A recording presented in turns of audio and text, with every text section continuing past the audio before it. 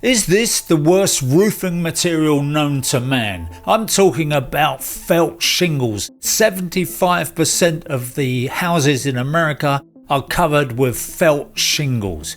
Now this baffles me greatly because when I visit America and travel around and look at all those lovely homes covered with something that I wouldn't even put on a dog kennel, I just wonder what they're up to. Felt shingles have got one advantage, and that's that they're cheap. But are they cheap? The life expectancy of felt shingles is said to be around 20 years. Now you can argue with that. If you think of a tiled roof, you think of concrete or clay tiles. I've seen many clay tiled roofs which are 200, even 300 years old and still going strong.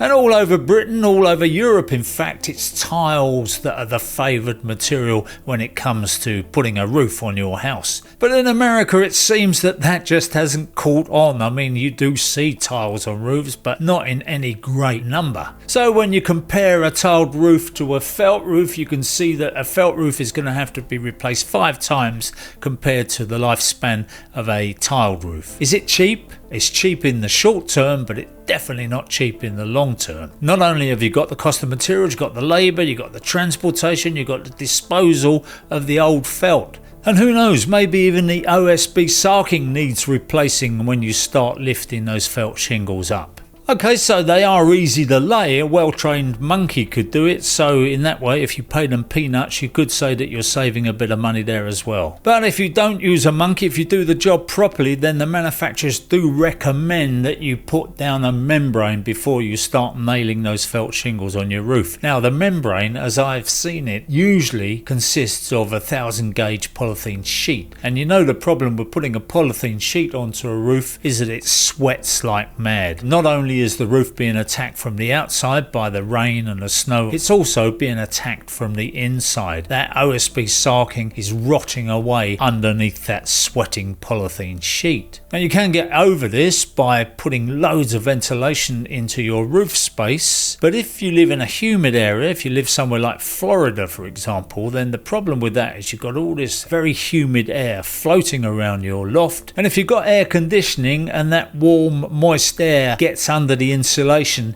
it will condense on the house side. Now if you use a tiled roof and you do the job properly with a breather membrane and counterbattening, you can actually get away without even ventilating the roof space. So that would greatly reduce the risk of condensation. And I hate to mention this to all you people who are living with the curse of wildfires breaking out every so often, but felt roofs are not very good in fires.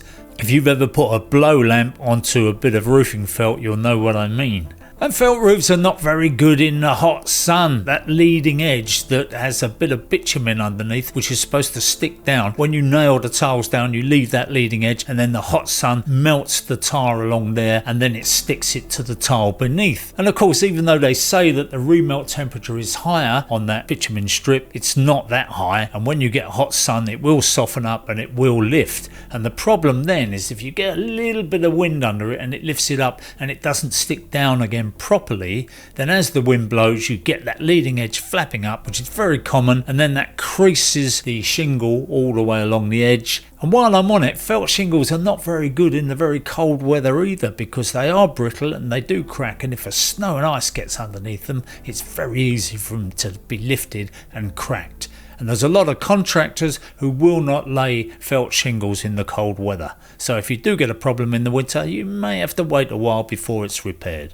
Now, I fully appreciate that the Americans are kind of stuck between a rock and a hard place, as they'd say. Their houses are built so flimsily that they can't actually withstand the weight of a proper tiled roof. So they've got no choice but to continue. And I would suspect that roofing contractors all across America are very happy with that situation, because there's no kind of weather that isn't good for a roofing contractor. Whether the sun's shining, the wind's blowing, or the snow's falling, their phone is ringing. So well done guys, long may it continue, and don't, whatever you do, go and put tiled roofs on your homes, because you won't see your customer for another 100 years. So if you're American and you're perfectly happy with felt shingles and you can even see advantages in them, let me know in the comments below. I'm Roger Bisbee, come back and see me soon on Skill Builder. I'll have more things to rant about. If you haven't seen it already, check out our Regent's Canal episode and share it with your friends, share it with your family, share it with anybody, because Roger was a little bit disappointed with the viewing figures. He put a lot of work into it, and we don't want to depress Roger, do we? I mean, you get to choose whether you see Roger or not, but we have to work with him and we want to see a smile on his face.